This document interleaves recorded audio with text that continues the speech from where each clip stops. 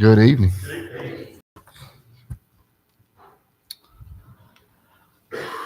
Be turning in your Bible to Judges, book of Judges, chapter 7. We'll look around at 6 and 8 as well, but Judges 7 is where our main focus will be. Tonight we're going to be talking about courage in our continuing look at Bible virtues. We have a handful of these left to go, and then we'll do something else, I guess. Shelby, you need to be thinking about a few days worth of lessons if you'd like to teach them whenever we get done with this. Take a week or two to do those. But tonight we're going to be talking about the story of Gideon, which I suspect most of us probably know. If we don't know, when we start talking about it, it will be a refresher course for us. If you don't know it at all, you'll enjoy the story of it. But our focus tonight is going to be on the topic of courage. So I just want to say beforehand, non-biblically, non-Bible lesson, none of that, just what we think of when we think of courage, okay? And most of us probably have some image or series of images that pop into our head when we think of courage. It may be something heroic or brave. It may be a military thought or some sort of action by people that, policemen or firemen or something like that. You may be drawn to 9/11, and like Maria was sort of experiencing that when she lived there. It may be something in an athletic feat, somebody who, was able to accomplish something. I think it was in 1992, I believe, at the Summer Olympics in Spain, the boy who was running, it was a mile or whatever, and he rounds the last curve and it just tears his hamstring. And he ran, and his father came, and they tried to keep his father off of the track because if you touch a competitor, they're eliminated. But the father said, I'm going to go out there with him. And the boy, he sort of drug his leg across the finish line. Well, he didn't win a medal, but that was maybe the most indelible image of the entire thing. Your thoughts of courage may drift to somebody who fought or overcome some kind of illness, some kind of difficulty, somebody who maybe has suffered something for a long period of time. Or it might be somebody who went through some sort of tragedy or some sort of difficulties or travails, but came out on the other side. And we think how brave and how courageous it was when all answers really for everything we've said there has been quit. But it was able to sort of overcome. And so what we're going to look at tonight is this story of Gideon and this notion of courage. But Gideon, the entire time, is going to use God as sort of his guide and his focus. And there will be times that you will want to think about yourself as Gideon, because Gideon will not just immediately say yes to anything. He will ask as it goes along, are you sure? And I think for us, our lesson here is the same, that we can be courageous, but still say, God, I don't know if I totally get this, right? And I think we're only human because there are Bible characters that do the exact same thing. Heck, even Jesus did the exact same thing. So I want us to think about, what our notion of courage is as we work through this. A handful of things here to start with. In Deuteronomy chapter 31 and verse 6, be strong and of good courage. Do not fear nor be afraid of them, for the Lord your God, he is one who goes with you. He will not leave you nor forsake you. And I already regret the font that I've used right up there. It doesn't look too good. I apologize. But that word that you're comforted that the Lord would not forsake you. And I think that's good. If we're looking in Deuteronomy, we're talking about a group of people that have sort of wandered through the desert and all of that.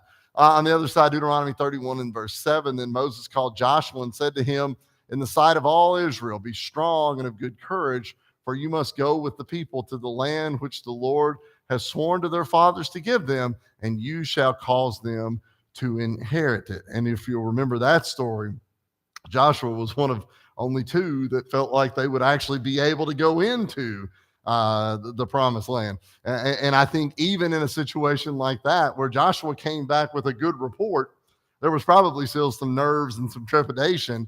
I think anybody going into any kind of situation might think about that. A couple of books later, Joshua 1:7, only be strong and very courageous, that you may observe to do according to all the law which Moses, my servant, commanded you. Do not turn from it to the right hand or to the left, that you may prosper wherever you go. And that's kind of the keep your nose, to the plow, head to the plow, right? Going straight forward, because it's easy to veer off right or left, but the focus should be straight ahead. Yes. I just gonna say, Joshua's one of my favorite characters in the Bible. He was extremely courageous. God knew that. That's why God chose him. But in the first chapter there, you've got one of the verses, but he tells him repeatedly, be courageous. Even people that are brave need to be encouraged to continue to be courageous. Absolutely. And that's what Joshua was getting from God. God's telling him, you be very courageous. Certainly so. Even though we may seem strong and we may seem courageous, it don't hurt how somebody imploring us. Absolutely. On the New Testament side, Mark chapter 6 and verse 50, for they all saw him and were troubled, but immediately he talked with them and said to them, be of good cheer. It is I, do not be afraid. Acts 4 and verse 13. Now, when they had saw the boldness of Peter and John, they perceived that they were uneducated and untrained men.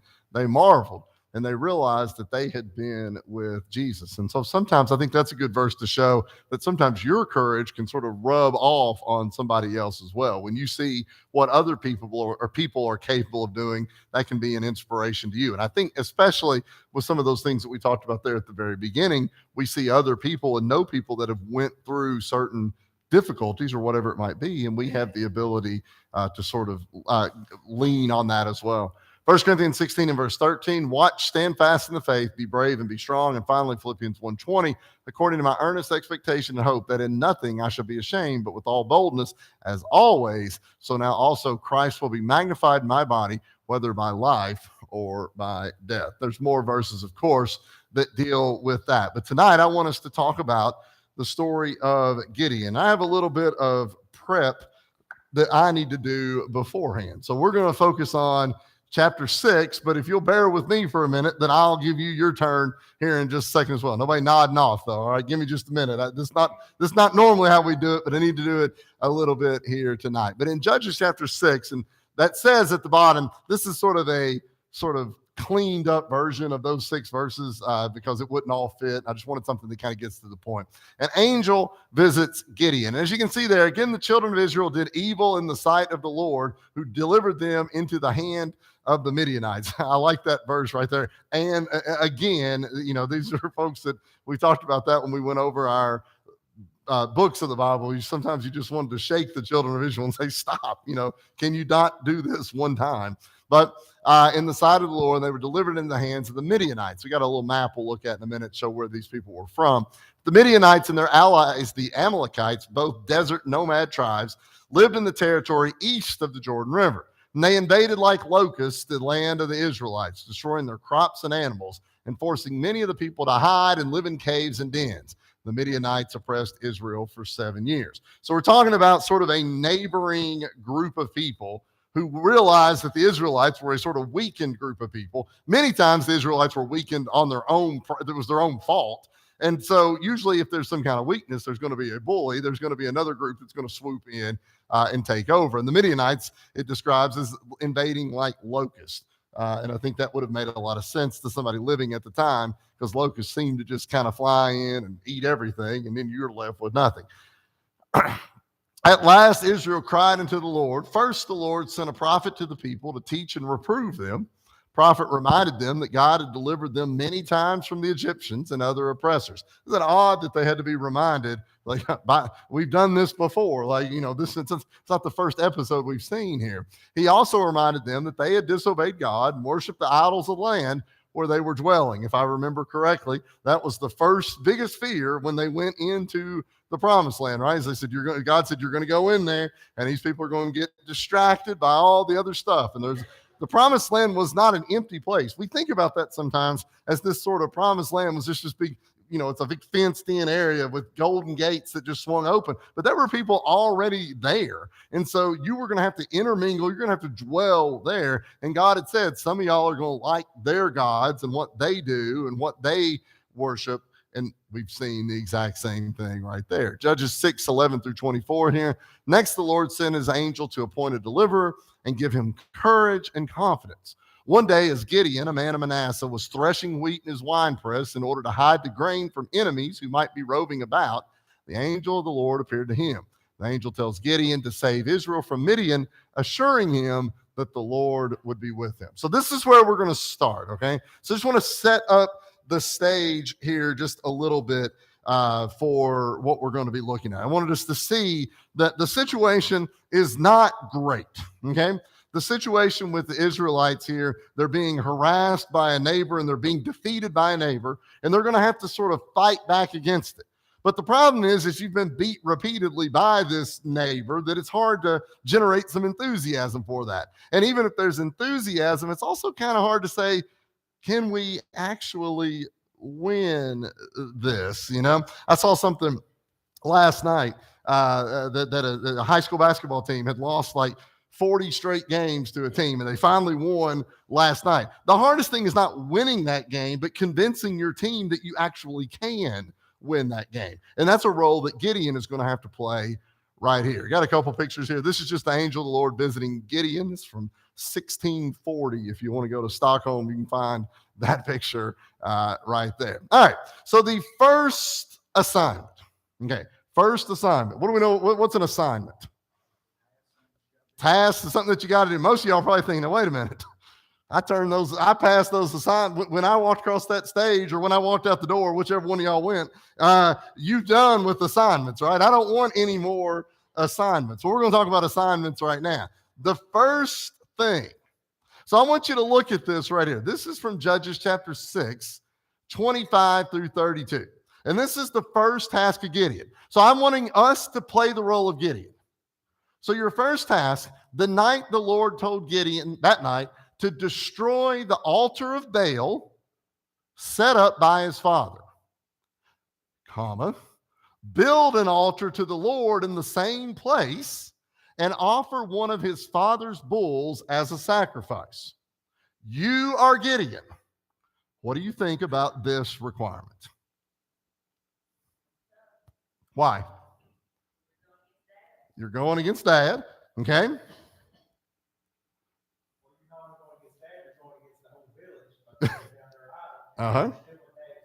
Yeah. So the first thing is you got to go destroy that idol, right? You got to take that thing down to start with. So that's number one. And realistically, it's probably going to be pretty loud, noisy when you do that. We'll get to that in a second. But you got to rip that down. But you could probably go rip something. I mean, I could probably come to your house and, take your mailbox down or something. It might be noisy. But after you do that, then what do they have to do? Then you got to build a new altar where? In the same, so you got to get all this out. We got to build a new one right here in the same place. And then do what? You got to go steal one of your dad's bulls and sacrifice it. I'm sure, though, that there's never been a bull walk to sacrifice that made any noise, right? They's probably usually pretty quiet whenever they did that kind of thing. So we're doing all of this. Now let's go a little further. Gideon took 10 men from among the servants of his father and completed the task at night. Why?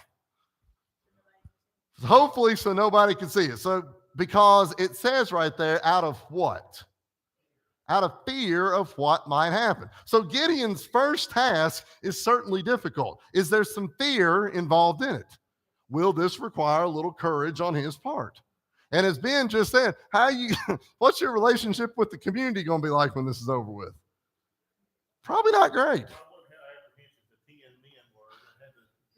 It does sort of skirt right over that. I don't know if they're kidnapped or if they're paid or if they volunteered. I don't really know what it was right there. But certainly the first task is going to be difficult. So imagine yourself as Gideon.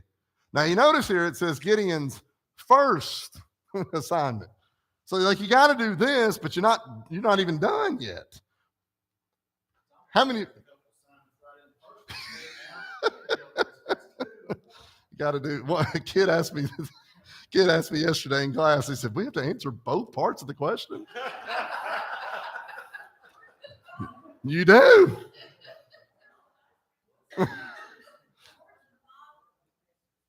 So that's what we're doing here at night. But obviously this presents a conflict. But what's not mentioned right here is who is likely to be with Gideon. God. Okay, and that's the main point here. And so Gideon's task here is here in front. Here's another picture. This is from France in 1250. I got a couple of older pictures here that I wanted to slide in right here as well. Now, the next test, okay? The next test, again, you're Gideon. He accomplishes the first task.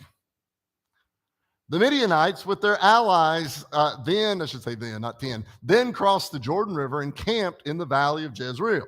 Jezreel is a wide, fertile valley which lay in the inheritance of Issachar. The valley is the only natural east-west passageway through Canaan and is the crossroads of two major routes. The east-west route that goes from the Jordan River to the Mediterranean Sea, so it's a lot of trade, a lot of people is going to be passing through that way, and north-south from Syria and Phoenicia down to the north of Judah and on down into Egypt. And so because of this strategic location, a lot of battles have been fought in this valley throughout history. For us to think about this in like Kentucky, this is like Lexington, right? This is where the road from Louisville on over to West Virginia and the road from Tennessee to Ohio, they cross. And so in a place like that, you're going to have quite a bit. It's quite a spot. So we're going to read a couple things here in just a second. But first, there on the left-hand side, the Spirit of the Lord came upon Gideon, and he blew a trumpet, issuing the call to arms. And volunteers for his army came from the tribes of Manasseh, Asher, Zebulun, Naphtali. Gideon then asked God a second time for a sign as proof that God would save Israel by his hand. Now we're setting the stage right here for the story. Okay, so Gideon is calling these sort of people in. He's ready to go fight, but he asks one more time. Why do you think he asked God one more time for another sign? There's a little bit of apprehension on his part. God never spoke, and all of a sudden he starts talking. May think you're going a little crazy. Right. And so, it may not be a faith issue with God, it may be, a trust issue in yourself. Absolutely. That's a really good point. And you have to think too, like the first test was hard, right? Like it would have made more sense if the first test had been walk to town and back, like, oh, I can do this. But the first task is almost the most difficult. So let's look at the first thing. Judges chapter 6, verses 36 through 38. I would maybe encourage you to read this from your Bible if you can't see it from up there. Melvina, do you care to read Judges 6, 36 to 38?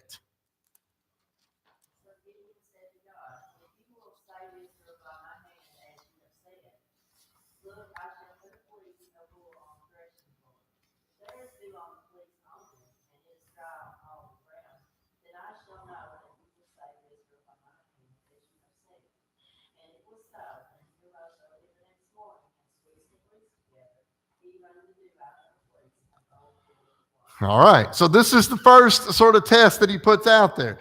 Gideon puts this piece of wool on the threshing floor. The next morning, if the fleece was wet and the ground was dry, he would know God's with him. What was the fleece? Wet. What was the ground? Dry. Okay, Josh. You're not, this kind of not really pay attention to this is what I'm pointing out now. But we're never supposed to test God. It's like Gideon's testing to see if that's really God or not. During these tests, how does that? I don't know. I don't know the answer to that question. I could see that churning in Josh's head right there. And I was like, man, it'd be nice for a fire alarm to get pulled or something right then. So I don't have to answer that question right here. But that's a good question. But in a sense, I think is this a test or is this asking? I don't know. I honestly have no idea. I don't know the answer. What do you think, Josh? You asked the question, you can answer. It's like it's saying, I'm going to do this and this. Or I want you to do this and this to prove to me you're God. Okay. I'm kind of going along with what Dean said while ago. Gideon is wondering about himself. Yeah. I think there's a difference between testing God's faith or whatever. Gideon just wants to be sure it's really God talking to him. He's not questioning God's ability to do it or why God's having him to do it. He just wants to make sure it is God, making sure that it's legit. He needs a little bit more. He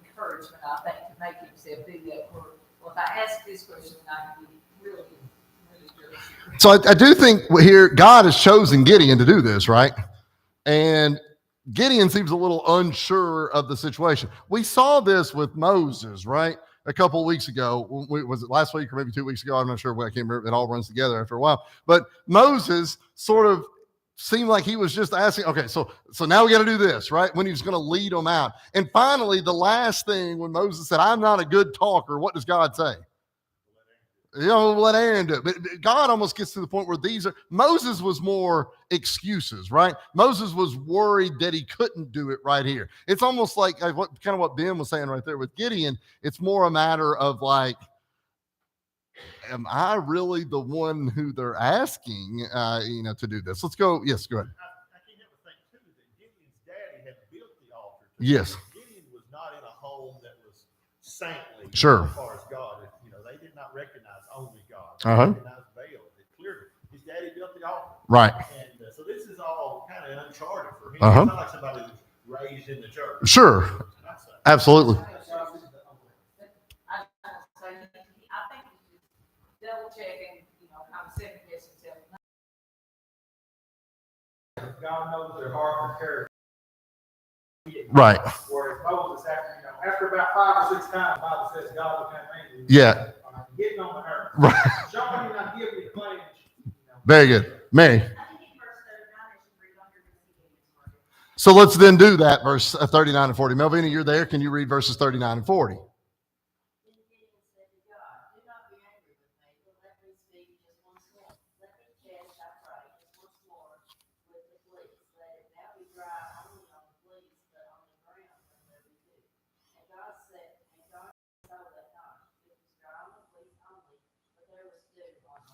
So when you look at this second test, it's almost like one of these could happen, but the other one absolutely couldn't happen. The floor might be dry, but maybe this is absorbent fleece, maybe it just, but then you flip it the other night and it's like, that can't, the floor can't be wet, the towel be dry. If the towel was dry or was wet the night, it's just, and so at this point, it seems like Gideon, it's time to go.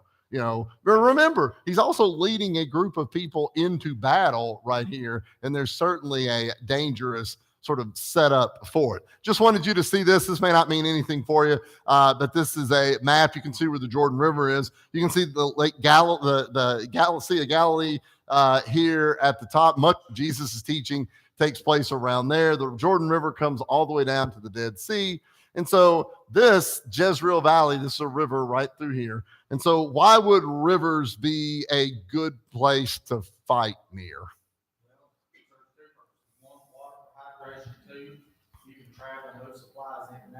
You don't want to go up and over mountains because it's hard to get things moved in and out. And so you're looking for, an area, it's a crossways for people there as well. And so we'll see the camp, the Gideon's men at the spring. We'll talk about all of that here as we go. If you're thinking about like Jerusalem, it's a little bit down here, just a little bit is where we're talking about. I don't know if that needs to be there for anybody, but I wanted you to see it. All right, so let's go to Judges chapter 7. And we're going to read a handful of verses here, and then we'll come back into it just a second. Let's see. Linda Denham, do you care to read Judges 7, verses 1, 2, and 3?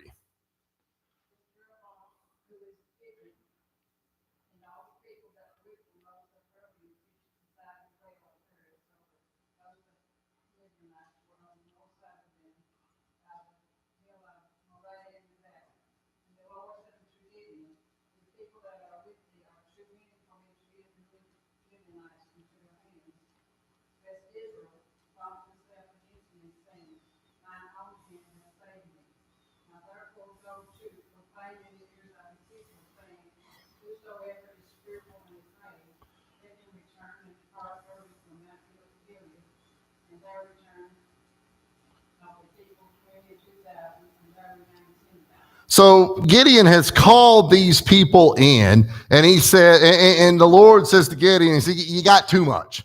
Seems like a really dumb thing to say going into a battle, right? Got too many soldiers. But the reasoning here makes a lot of sense. What was the reason given to Gideon for why there were too many soldiers? Or maybe I should say this, what's the potential problem that might come from this? People won the battle, they think, well, All right. Give us all. Absolutely. We got so many people. We go out there and fight. We were assured of winning. And so Gideon throws a question out there to him. Not really a question, but just sort of a proposal. He says, whoever is fearful and afraid, leave. Okay, it's a valid question. If the answer to that is yes, I am fearful and afraid, go home. Well, that makes sense, right? Because I don't want to get killed in the battle. And so how many people left? 22,000. Only about 10,000 remain. So if you're doing the math, that's about 2/3 of the army is gone right now. That's a big number. Let's go a little bit further. This is Judges 7, verses 4 through 8. Lucille, do you care to read Judges 7, 4 through 8?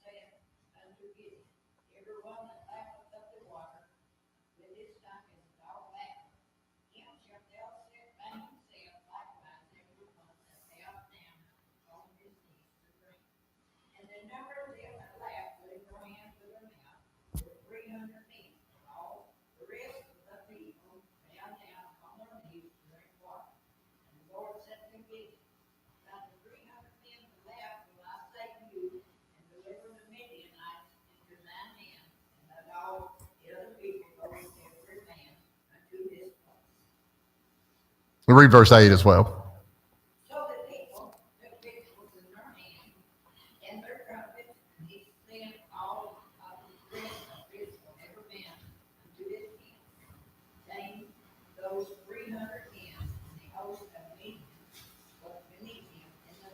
All right. So I think I understand the first test.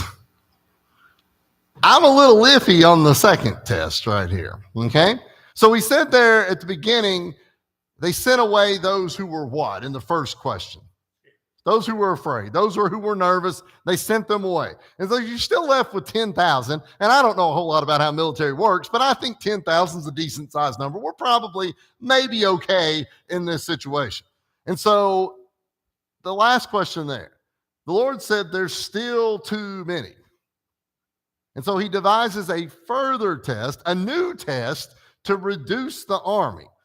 Well, I would be a little nervous at this point. All right, 10,000 is a small number, but maybe we'll split them in half and it'll still be 5,000. So that's okay, perhaps. What was the test, though? How they drank the water. And there were two ways that they could drink the water. What was the two ways?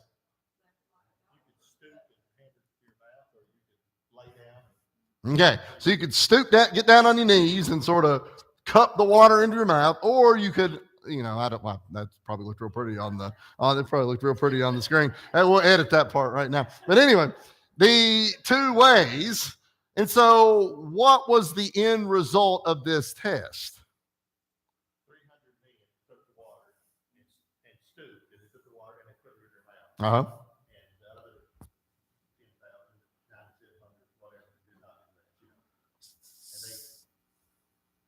So what was the 300 meters? Yeah. So why does this matter? Like what's the reasoning for how they determined it? Uh-huh.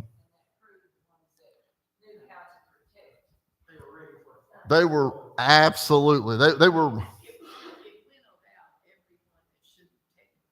all right. Because I'm sure there was some faux bravery that stayed in that first group, right? When they said, "Are you afraid?" There was some 22,000 people were just honest, like, this is not for me. But 10,000, of that 10,000, there were probably some people like, yeah, this is what we're doing. I got on some of my kids today because we were talking about how back in the Industrial Revolution, when people, they had kids that were working. If the kid didn't work hard enough, if they didn't get the job done, they'd get beaten. The kid said, "I'm not going to get beaten." It's like, it's real easy to say that when you're 150 years later and people went through it so you didn't have to. And so a lot of people that were there when they said, "Are you afraid?" Nope, I'm not afraid. And then the second test comes and they're not focused on what they were doing. So now we're down to how many people?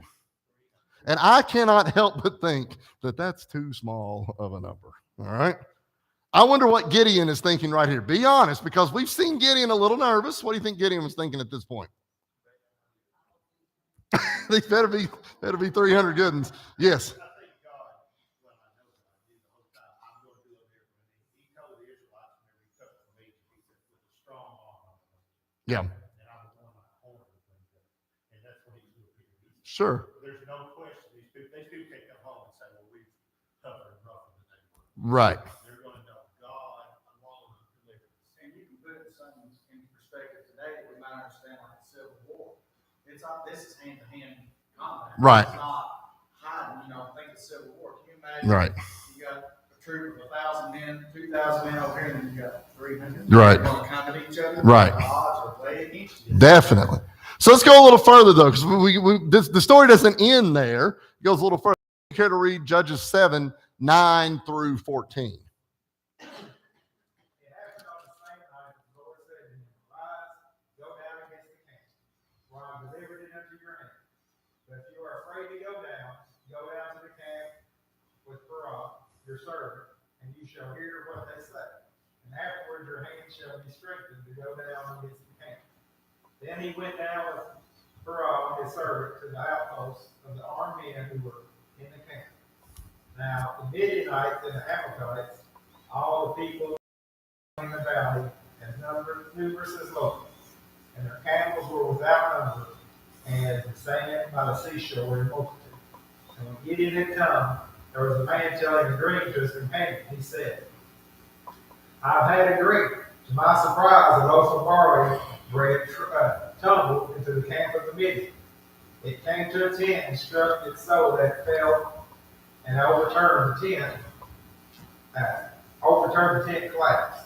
Then his companion answered and said, This is nothing else but the sword of Gideon, the son of Joash, a man of Israel. Into his hand God has delivered the Midian and the whole camp. So a couple of things here. First of all, how do they describe in verse 12 the army of the Midianites and the Amalekites? How do they describe the human amount? As grasshoppers or locusts, okay? So that's not a hard number, but you make your own thought on that. How many people do you think it is?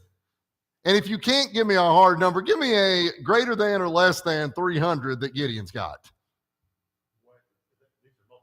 It's going to be greater than, right? It's obviously going to be way, and here's why. The second part says, how were their camels numbered? As the number of as the sand on the seashore. So these are not definitive quantities, but this number that's given is meant to show what? This is not an even fight if we're going man to man, animal to animal, right? This is not an even fight. Yes. Two whole nations' armies coming against 300 men. And so that kind of puts it in perspective. Yes. And Gideon started out at 30,000? 32, yeah. So you've got 32,000 down three. So that can give you a good idea Right. of the other side. It's probably fair to think that if Gideon started with 32,000, the other army would be roughly equivalent of that, somewhere in there. You're probably not expecting a huge, but the difference has just gotten real big really quick. And so when Gideon comes to the edge of the camp, though, here's a man telling of a dream. So what is in this dream that this guy has?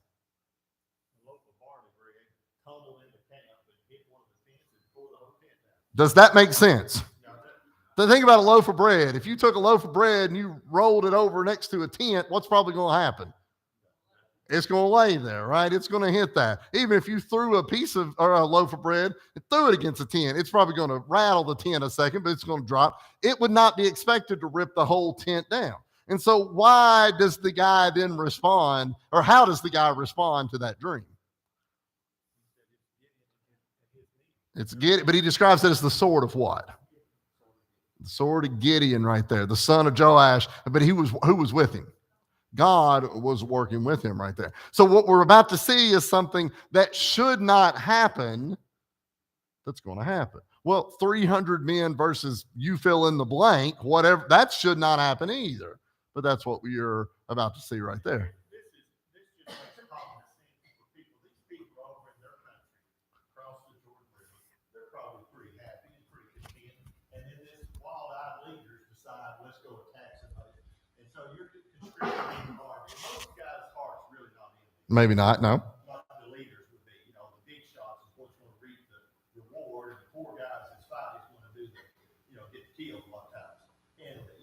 the heart. I see. I'm sure there's a lot of Russian guys. I don't really why we're Right. So the question then still has to be faced. There has to be a battle fought. Okay. And no matter what the situation is, there still has to be a battle fought. Judges 7, verses 15 through 18. Jimmy, do you care to read that one? So it was, when Gideon heard the telling of the dream and its interpretation that he worshipped, he returned to the camp of Israel and said, Arise, for the Lord has delivered the camp of Gideon into your hand. And he divided 300 men into 3 companies, and he put a trumpet into every man's hand, 50 pitchers and torches inside the pitchers. And he said to them, Look at me and do likewise. Watch, and when I come to the edge of the camp, you shall do as I do. When I blow the trumpet, I and all who are with me, and then you also blow the trumpets on every side of the whole camp and say, The sword of the Lord and of Gideon. Verses 19 through 23. Boo, do you care to read this one? So Gideon and the 100 men that were with him came into the outside of the camp at the beginning of the middle watch, and they had the newly set the watch, and they blew the trumpets and brought the pictures up in their hands. And the 3 companies blew the trumpets and brought the pictures and held the lamps in their left hands, and the trumpets in their right hands to blow them out. And they cried, Sword of the Lord and Gideon. And they said, every man in his place round about the camp, and all the host ran and cried and fled. And the 300 moved the Lord set every man's sword against his fellows, even throughout all of hosts. And the host fled to Bethsheba, and the Zarephath, and to the border of Abel Maholah unto Tabith. And the men of Israel gathered themselves together out of Naphtali, and out of Asher, and out of all Manasseh, to pursue after the Midianites. So you still have a small number of people. I'm going to go one more. Dad, you care to read 24 and 5. And Gideon sent messengers throughout all the mountains of Ephraim, saying, Come down against the Midianites and seize from them the water places, Mara and the Jordan. Then all the men of Ephraim gathered together and seized the water places as far as Mara and the Jordan. And they captured 2 princes of the Midianites, Oreb and Zeb. They killed Oreb at the rock of Oreb, and Zeb they killed at the winepress of Zeb.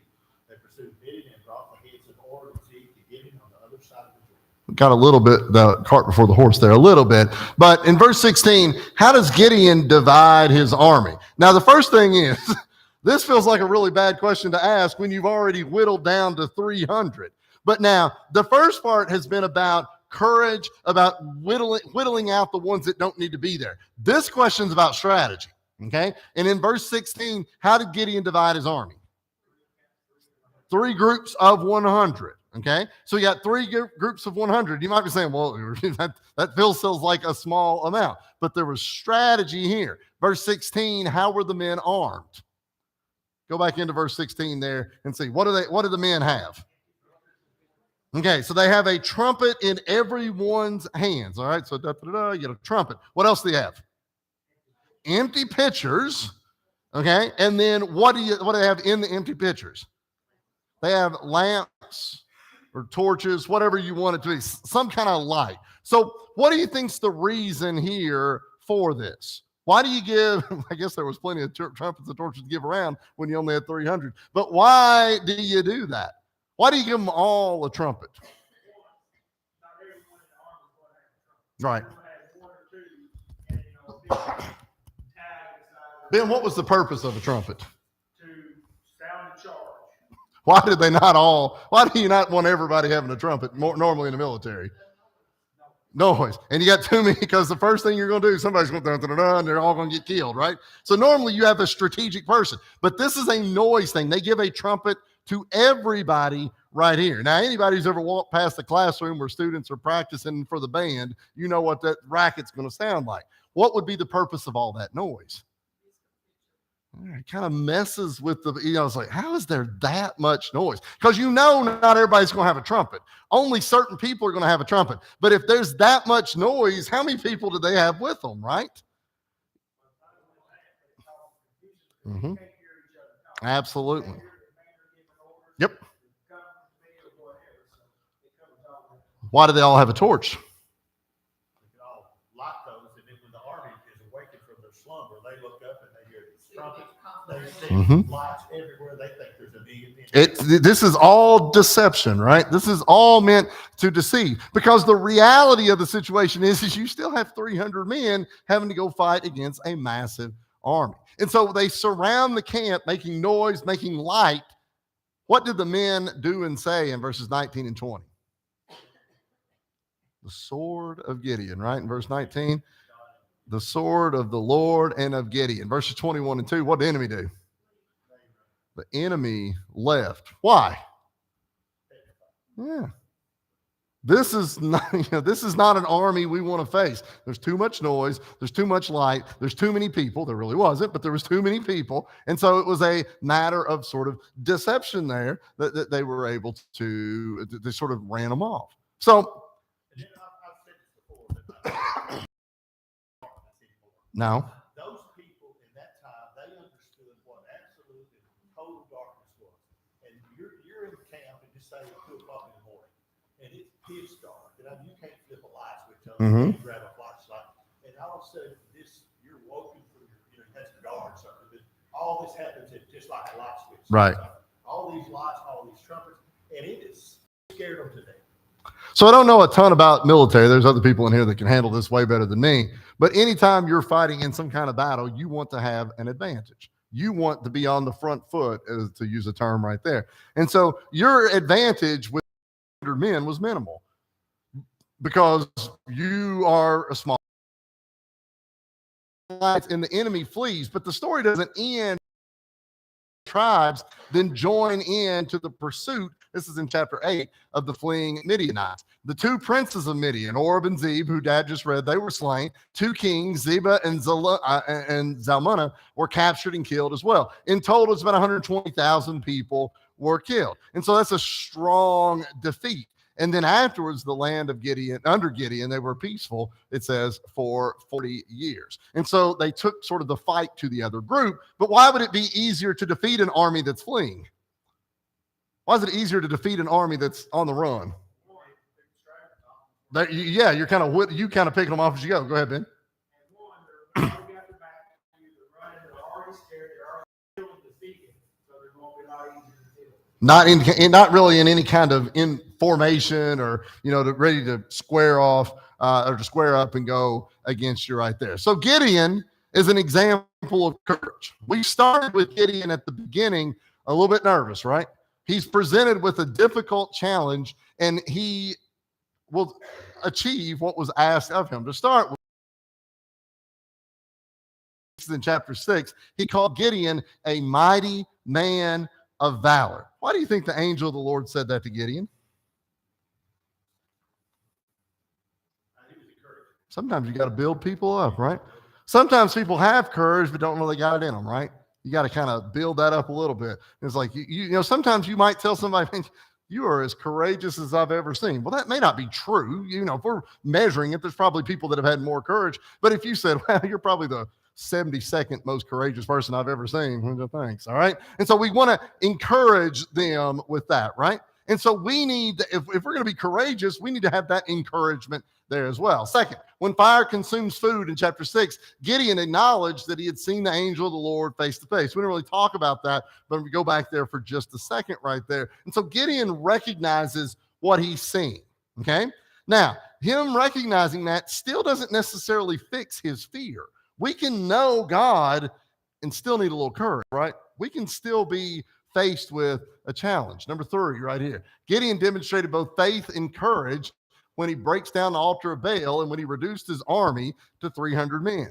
He was showing his faith by going against his family. That's the hardest thing Christians may have to do, right? If everybody in the family is a Christian, it's pretty easy, but what if nobody is? That's difficult, right? You're going against sort of your, even if you know it's wrong, it's still hard to go against that.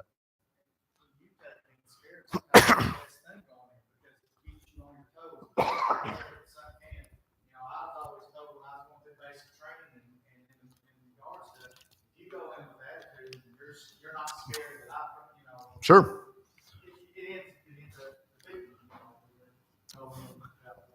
And not only then, again, as we see there, then he reduced his army to men. After he'd heard the Midianites' dream and the interpretation of it, Gideon told his army, arise, For the Lord hath delivered into your hand the host of Midian. It took a few things for Gideon to see what he was capable of doing, right? But God was there with him. It took the fleece being wet. It took the floor being wet. It took Midian sort of hearing this dream. And the Lord said, if you're a little uncomfortable, go down there into the camp and see what you can find out, that we read there just a moment ago. And so Gideon is sort of being encouraged by all of this, right? It's being built up. And sometimes we might need to see a little something. We may not always believe right on the first hand. We might not always know what we're capable right there at the start as well. Gideon is named as one of the men of faith in the book of Hebrews. If you go into Hebrews chapter 11, you'll see that. And although Gideon asked God for signs to reassure him that God had chosen him to save Israel, what does he do?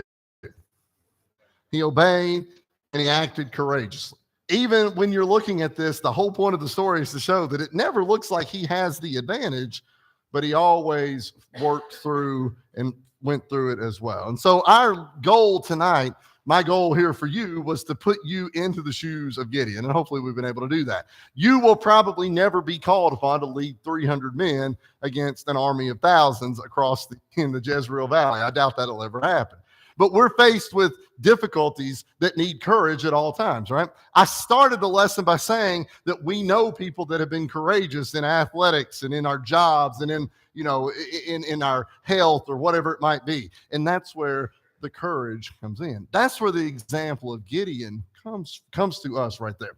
It's not about leading an army in, but it's being aware of what God wants from us, but also being aware that if God is with us, what's the Bible say?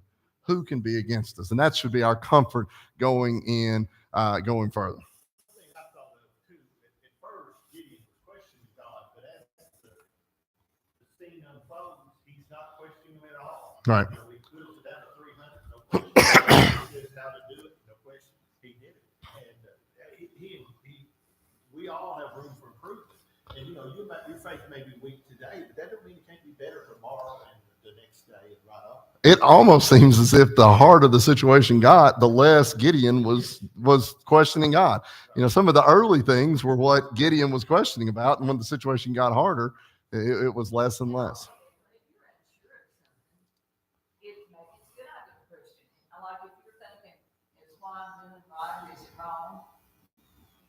If you're unsure of that, then look it up in the Bible and find out. Mm-hmm. Look at the basis. Was it? The question at the start laid the basis for a firm foundation in God. So Right. that's the time to progress. He didn't question. Absolutely. He knew that.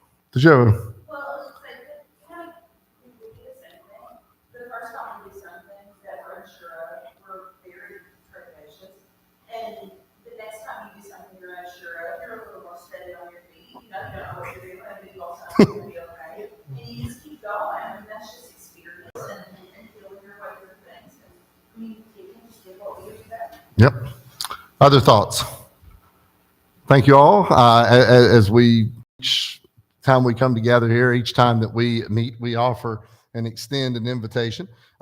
Sometimes we think about, we describe when people are baptized as being the greatest decision they've ever made. You may have heard that, or you may have even said that, but it's also one of the most courageous decisions that we have to make as well, because it is an open admission to every person in this room and every person into your life that I've messed up, that I've been in the wrong, that I have not done what I should have done. And one of the hardest things for us to do is to say that I'm wrong, right? One of the hardest things for us to do is to say that I messed up right there. I'm going in the wrong direction. That we've read there at the beginning, that some of the scriptures is to stay forward, right? Not to veer to the left or veer to the right, but stay forward. But we all struggle with that as well, because it's real easy to get pulled in one direction or another. Think about that when you're driving a car. How easy is it to slip off to the right or to the left? Just for 1 minute, you glance one direction or another. I've never had a horse with a plow, but I can imagine the same things. If you don't stay focused, you're going to be plowing at a sideways angle, and the crops aren't going to come in too good when it's all said and done. But our responsibility, our task, is to stay as straight and narrow as we possibly can. And so if there's anything that has bothered you, anything that has kept you from doing that, we're here to help show a little courage as well, because Gideon wasn't by himself, but Gideon had 300 people. And at first we said, that wasn't very much. But I'd like to have 300 people with me doing anything. It's a whole lot better than having none. And the thing is, what you've got here is a whole bunch of people that are behind you 100%, whatever it need be. So if there's any way we can help you, anything that we can do for you, certainly we invite you to come